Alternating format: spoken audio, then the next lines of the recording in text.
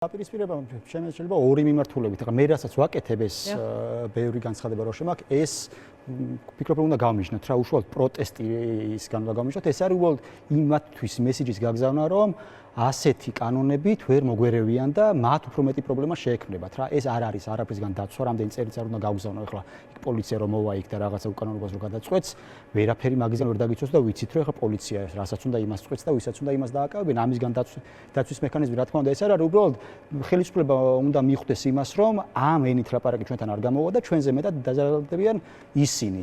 რაც შეეხება წინააღმდეგობას, მე ზოგადად გონია და ხედავ კიდეც გუშინაც გამოჩნდა და დღესაც გამოჩნდება დარწმუნებული ვარ, რომ ამ კანონს საერთოდ არ შეიმჩნევს პროტესტი. ახალ კანონს არ იგრძნობა, რომ ვინმე შეშინებულია ახლა ტროტუარზე.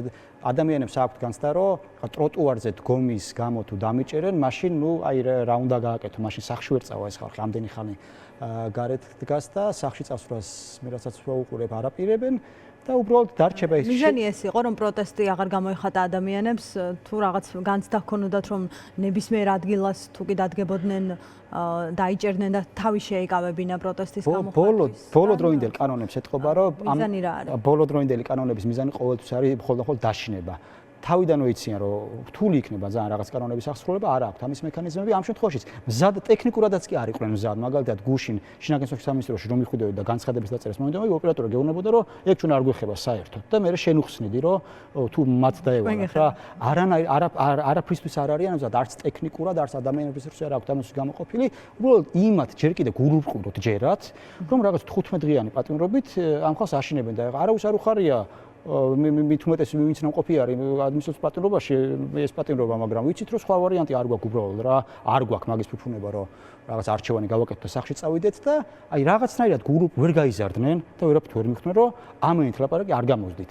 კიდე იმის იმედი აქვს რომ კანონს მიიღებენ და ამ კანონს ამოქმედება არ მოუწევთ, უბრალოდ მაგით შეგვაშინებენ. ეგრე იყო მაშინ იმ შემთხვევაში როდესაც პირბადეებით და გზის გადაკეთებაზე სამართლს გვემუქრებოდნენ და მიხვდნენ რომ წამსვლელები ვართ რა, აი ორი კვირის განმავლობაში სპეციალურად აკეტინებდნენ 15 ადამიანს გზას. მათი მიზანი იყო რომ გადაკეტილი იყო გზა დაახლოებით 9 საათით, ვიდეოები გადაიღოთ ამ ადამიანებისთვის რომლებიც კეტავდნენ და შემდეგ ეს ადამიანები წაიყვანათ სასამართლოში. ანუ გზის გახსნა კი არ იყო მათი მიზეზი. მათი მიზეზი იყო იმ ადამიანების დასჯა.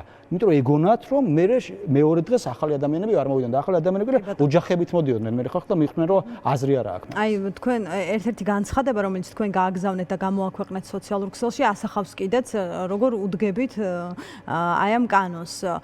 ჩატარების ადგილად გაქვთ მითითებული კოორდინატები მისამართის ნაცვლად, რაღაც ციფრები 19 საათსა და 17 წუთზე შევიკრიბებით, 23-ზე და 53-ზე დავასრულებთ. აქ ჩანს რომ თქვენ ასე ვთქვათ ასე უყურებთ ამ კანონს, თუმცა არის თუ არა მართლაც რეალური საფრთხე იმისა რომ ხელისუფლებამ სამომავლოდ ეს გამოიყენოს სერიოზული მიზნებისთვის, შეიძლება რამდენიმე ეგეთი კანონია სინამდვილეში, ანუ მაგას გთხოვს კანონი, რაც მე მიწერია, აი რაც მე კოორდინატები და რაღაც შეგვიძლია დაწერო მაგალითად დაახლოებით რაოდენობას რო გთხოვენ შეგვიძლია ჩაწერო 100 ადამიანიდან 200,000 ადამიანამდე და კანონში ჯდები.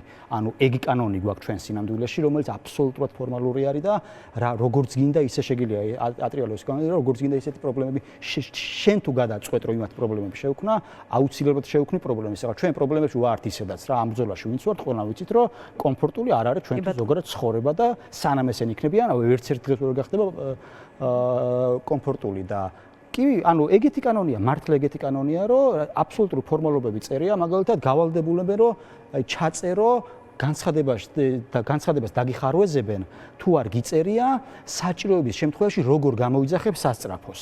მაგრამ თუ ჩაწერო 112-ზე დავარკვევ და გამოიძახებ, ამ შემთხვევაში ვალიდური ეს არის განცხადება უკვე რა. ანუ ასეთ რაღაცებამდე დავიდნენ და ასეთ რაღაცებს ითხოვენ ჩვენგან და არაა პრობლემა ჩვენ